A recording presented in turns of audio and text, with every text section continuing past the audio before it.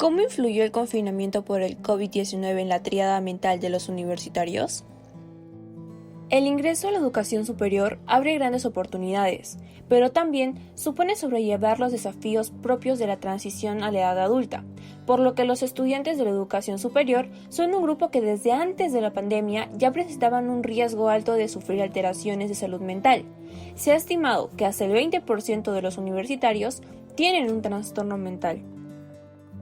En un estudio realizado en Perú, el cual tuvo el propósito de comparar y analizar los factores psicosociales como el estrés, la depresión y la ansiedad, se obtuvo que el 97,4% prevalece de depresión, el 42,5% es vulnerable al estrés y el 100% presentó síntomas de ansiedad.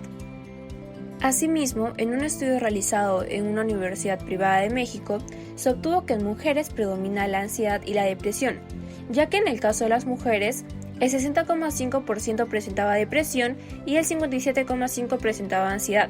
Sin embargo, en el caso de los hombres, el 51,4% presentaba depresión y el 36,3% ansiedad. A continuación hablaremos acerca de la ansiedad. Si bien se sabe, este es un mecanismo de defensa que nos mantiene alertas. Sin embargo, cuando se presenta en niveles elevados, va a afectar significativamente a la persona. Es por ello que nosotros debemos aprender a identificarlo. Para identificarlo, pueden presentar síntomas físicos, cognitivos y emocionales. En los síntomas físicos tenemos dolores musculares, sensación de falta de aire y la sudoración excesiva. En los síntomas cognitivos tenemos los pensamientos perturbadores, anticipatorios y los reiterativos. Y en los síntomas emocionales tenemos la preocupación constante, incertidumbre por nuestro futuro y el miedo y también la irritabilidad. Mediante un estudio de 665 estudiantes universitarios, el 62,4% fueron mujeres y el 37,6% fueron varones. Para este estudio participaron diferentes estudiantes de diferentes ciudades, como por ejemplo el 18,8% de Loreto, el 32,5% de Ancash, el 14,4% de Moquegua y el 34,4% de Puno, reflejando así un significativo aumento de ansiedad en tiempos de cuarentena. Según los expertos en salud mental, coinciden que es fundamental plantear posibilidades de flexibilización de las medidas de contingencia durante la pandemia para que las personas vuelvan a retomar lo que son sus actividades. Estas recomendaciones no se deben enfocar en recuperar la vida que teníamos antes, pero sí en poder regresar a lo que es la cotidianidad, de una manera distinta basada en lo que es nuestra protección. La depresión, de manera general, es un problema de salud pública que tiene una elevada prevalencia en la actualidad.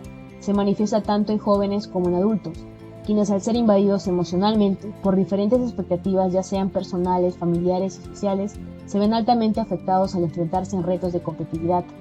Sobre los principales episodios que pueden identificarse en un cuadro depresivo son los siguientes: presentar profundos sentimientos de tristeza o una sensación de tensión, como lo es la ansiedad o el nerviosismo, que afecta al desarrollo de nuestras relaciones familiares y de las responsabilidades académicas. Presentar pérdida de interés o placer en actividades que inicialmente se disfrutaban, presentar sentimientos de culpa como estados de pesimismo, presentar una disminución de energía, fatiga o una sensación de agotamiento. Con frecuencia las personas que sufren episodios depresivos pierden la confianza en sí mismas y se desvalorizan. En función al confinamiento, según un estudio presentado por el Sistema Educativo Mexicano, los resultados fueron el no poder implementar una educación a distancia integral de calidad, por la limitación de TICs por parte de los docentes, y dado a ello, se perjudicó las estrategias de enseñanza-aprendizaje en comparación con la modalidad presencial. En el confinamiento se generaron cambios de rutina, presiones en la universidad, miedos, preocupaciones e indicadores de estrés. Según la OMS, se define el estrés como el conjunto de reacciones fisiológicas que prepara el organismo para la acción. Este es un sistema de alerta biológico necesario para la supervivencia. Una vez que el estímulo cesa, el estrés disminuye. El problema está cuando la presión se mantiene. Esto se percibe como amenazas y hace que el organismo entre en un estado de resistencia. Al estrés crónico se le conoce como burnout, también llamado síndrome de agotamiento profesional o síndrome de estar quemado. Este cuadro resulta como consecuencia y respuesta al estrés laboral, caracterizándose por actitudes y sentimientos negativos hacia las personas con las que se trabaja y el propio ejercicio profesional. Dentro del burnout tenemos el burnout académico. Esta es la respuesta emocional negativa y persistente relacionada a los estudios, dentro del cual se van a observar 3 dimensiones. Está la sensación de cansancio y de no poder más con las tareas. Esta es la primera dimensión, el agotamiento. Junto a esto, hay una actitud de distanciamiento con respecto a los estudios. Esta es la segunda dimensión, el cinismo. Por último, está un sentimiento de incompetencia académica. Esta sería la tercera dimensión, la ineficacia. Este estrés crónico ha tenido un impacto negativo en los universitarios. Un estudio entre la intención de abandono de los estudios universitarios y el nivel de burnout académico indicó valores críticos, de moderados a fuertes. Esto evidencia que la pérdida de interés por la formación académica, junto a la ausencia de significado de los estudios, así como la escasa motivación, tuvieron una fuerte influencia en la intención de abandono. Los niveles de estrés en cuarentena muestran que está más presente en varones con un 92,2%. Con respecto a la edad, se ve que los valores entre los grupos menores a 29 años no difieren significativamente, pero se mostraron más altos en comparación a los de 30 años o más. Esto puede deberse al proceso de adaptarse en el estudio de forma no presencial y también al estrés que viven en el último año por el término de la carrera. En conclusión, la depresión influyó durante el confinamiento al afectar a nuestros cambios de rutina y estrategias de aprendizaje. Como un hecho preocupante, en el sistema educativo de México no se logró una implementación a distancia integral de calidad, teniendo una cierta limitación de estrategias de aprendizaje y de enseñanzas.